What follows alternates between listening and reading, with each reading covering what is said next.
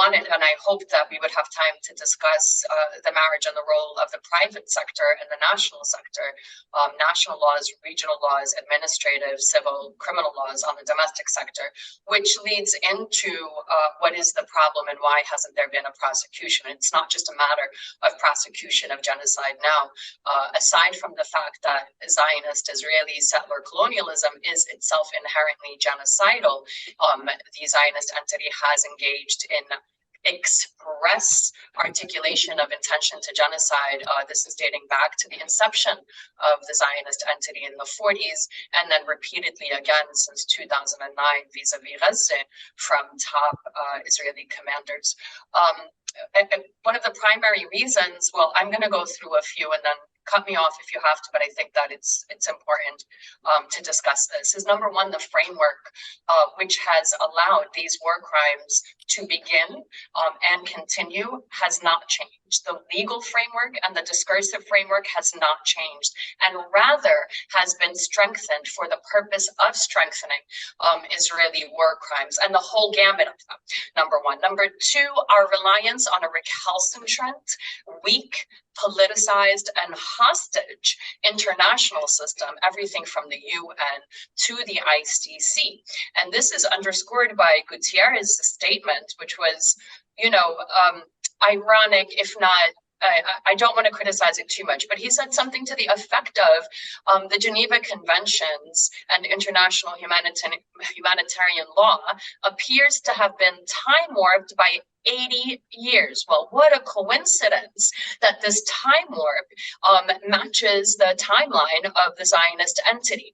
And what this is really is an admission of what has become of the international system created by way of the exception to international law, to the Geneva Conventions, to the Genocide Convention, the exception of Palestine, right, which has, not just by precedent, but by acts and facts and law, has allowed the Western world to not only violate, but to facilitate and incite the violation of the Geneva Conventions for themselves and for those whom they seek to protect while subjecting the rest of the world. So he is accurate, he's right. It is a time warp because it was never implemented. And when you have an exception, you create a precedent. The other thing that he said was that these structures, the international structures, are insufficiently strong. They're too weak. And again, that's accurate. For several years now, international attorneys and other interested parties have been discussing the possibility of the reformulation of the structure of the United Nations, including the UN Security Council and their relationships with other organizations and units within the United States.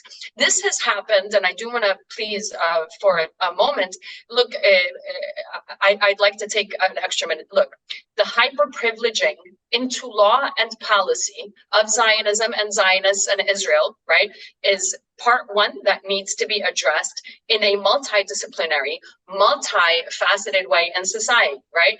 The trauma supremacy of Zionists, right, of Israelis, which erases psychologically and legally Palestinian suffering, Palestinian oppression, Palestinians facing genocide. And number three, the legal and political and discursive criminalization of Palestinians and the Palestinian resistance and the dehumanization of Palestinians en masse. These are three areas that appear to be political, but are very legal frameworks that need to be addressed, which is why in this meeting that I spoke about before we opened the session, we are looking to say, we understand the human rights attorneys and the human rights fields are very important, but this, in order to be effective, needs to feed into the private, national, regional sectors, into other forums. And what we're looking at is the marriage of these two fields of law.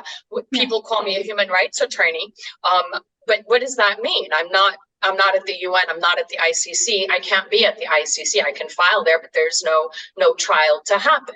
So what I do when I represent, and I represented multinational corporations and former government officials around issues of quote unquote terrorism and sanctions, national security. And what we need to start doing is looking at the case of Palestine, yes, from the lens of international humanitarian law, but also from the lens of these other really powerful frameworks, the terrorism framework, the sanctions framework, right? The Nakba framework, which needs to be developed, bringing all of this, giving it teeth, right? When we say terrorism, it's not going to the ICC or the ICJ. When we say terrorism, it's federal criminal, it's regional, it's Interpol, right? It's civil, it's commercial. Right. And we have, especially in the private sector, we have these tools to understand and pursue, number one, other forums where we can actually implement. A lot of these cases are beautiful and they're wonderful. Ultimately, they'll be ineffective. So looking at other forums which can act more efficiently, more powerfully, and more quickly, looking at other judicial devices, declaratory judgments, preemptive decisions, many things that we intend to structure. And of course, pursuing the ICJ more powerfully. And I'm done. It's all yours.